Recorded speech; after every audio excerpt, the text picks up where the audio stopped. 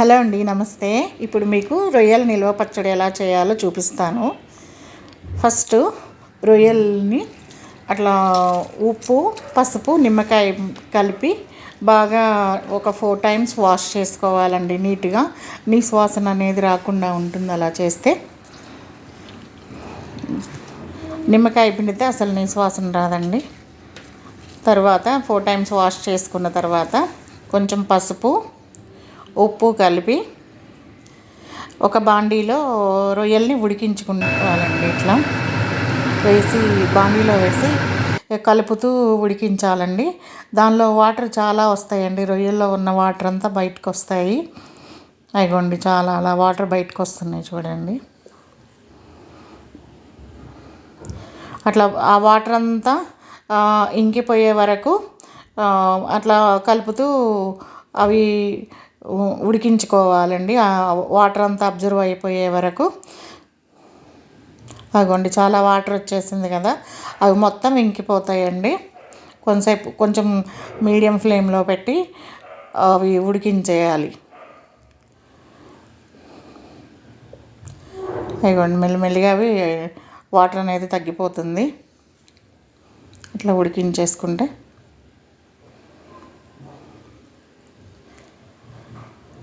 అగోండి,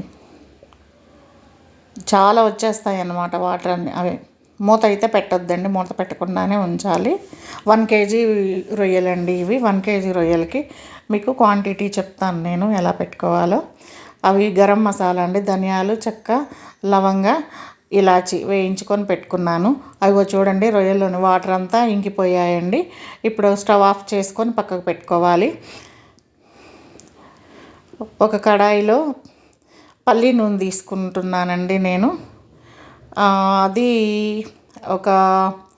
అవి అల్లం వెల్లుల్లి పేస్ట్ అండి, ఫ్రెష్గా వేసుకోవాలి. ఒక కడాయిలో నేను పల్లి నూనె ఒక 1/2 కేజీ పైన 600 గ్రామ్స్ తీసుకున్నాను.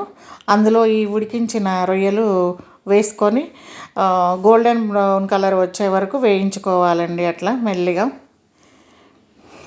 కొంచెం ఫస్ట్లో హై ఫ్లేమ్ మీద పెట్టి ఒక 10 మినిట్స్ తర్వాత మీడియం ఫ్లేమ్లో పెట్టి మెల్లిగా ఉడికించుకోవాలండి. అవి ఉడికినవని మనకి ఎలా తెలుస్తుందంటే ఆ పల్లి ఆయిల్ అనేది బాగా పొంగులు వస్తూ ఉంటాయండి, అప్పుడు ఉడికినాయి అని అర్థం అన్నమాట. అవి ఉడికించుకున్న రొయ్యలు ఒక ప్లేట్లోకి సపరేట్గా తీసుకున్నాను. తర్వాత అదే ఆయిల్లో కొంచెం అల్లం వెల్లుల్లి పేస్ట్ వేసి ఆ పచ్చివాసన పోయే వరకు ఒక 100 గ్రామ్స్ వేయాలండి. కేజీ రొయ్యలకి పచ్చివాసన పోయే వరకు, మంచి వాసన వచ్చే వరకు వేయించుకోవాలి.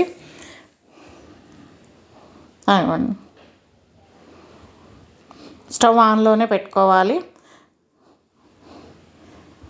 పచ్చివాసన వస్తే బాగోదండి, మంచిగా బాగా వేగి మంచి వాసన వచ్చేలాగా ఉండాలి. అందులో మిక్సీ వేసుకున్న జీలకర్ర, మెంతులు, ఆవాల పౌడర్ ఒక 2 teaspoons and garam masala ఒక 3 టీ స్పూన్స్ వేసుకోవాలి. పసుపు కూడా ఒక 1/2 టీ స్పూన్ వేయాలండి. అవన్నీ ఫ్రెష్గా చేసుకున్నవే వేయాలి.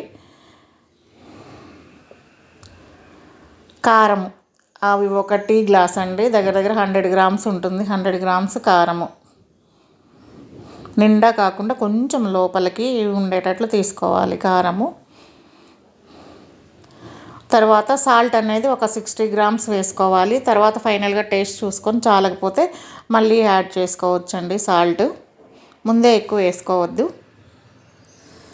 తర్వాత ఈ వేయించుకున్న రొయ్యలు కూడా ఆయిల్లో వేసి మిక్స్ చేసుకోవాలి. ఆయిల్ పొంగొస్తూ ఉంటుందండి, చాలా జాగ్రత్తగా చేసుకోవాలి. ఇవి